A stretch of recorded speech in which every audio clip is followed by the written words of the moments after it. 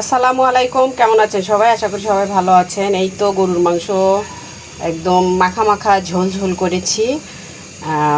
একদম ভুনা ভুনা না, আর একদম ঝোল ঝোলও না, মাখা মাখা। এটা হচ্ছে দেশি আলু দিয়ে করেছি। আর হচ্ছে এখানে আমি এই যে চিতই পিঠা বানাচ্ছি। আর এই চিতই পিঠা তো অলওয়েজ আমার ভালো হয়, যে সব সময়ের জন্য এই পিঠাটা আমার কাছে খুবই ভালো হয়। এই তো গোল্লা গোল্লা হয়ে ফুলেছে। এই তো এখানে মাত্র শুরু করেছি। এটা হচ্ছে প্রথম পিঠাটা, আর এটা হচ্ছে দ্বিতীয় পিঠাটা। এই যে দেখেন না কি সুন্দর করে গুলগুলো হয়ে ফুলেছে আর নরম সফট হয়েছে।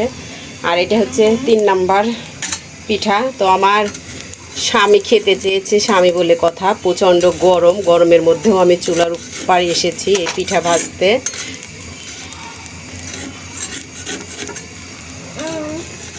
আরেকটু হবে, আরেকটু হবে। তো অনেক গরম, এই গরমের তাপে, আগুনের তাপে, গরমের তাপে একাকার হয়ে স্বামীর জন্য পিঠা বানাচ্ছি। তো কেমন হয়েছে পিঠাগুলো সবাই কমেন্ট করে জানাবেন। আর এই তো গরুর মাংস দেখতেই পাচ্ছেন, অনেক লোভনীয় হয়েছে। তো আজকের মতো এখানে, সবাই ভালো থাকবেন, আল্লাহ হাফেজ। তোমরা খাও, তোমাদেরকে তো দেখা যাচ্ছে না, খালি খাবে ওইটা।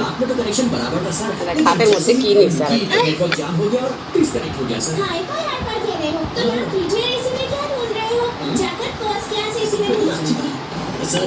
अचानक कोई हाईफाई अगर आपके नेटवर्क से कनेक्ट हो जाए तो फ्री वाला एक छोटा सा जियो कॉल कर देना सर। मैं दौड़ कर उसे लेने आ जाऊंगा। आप मेरा नंबर ले लीजिए सर।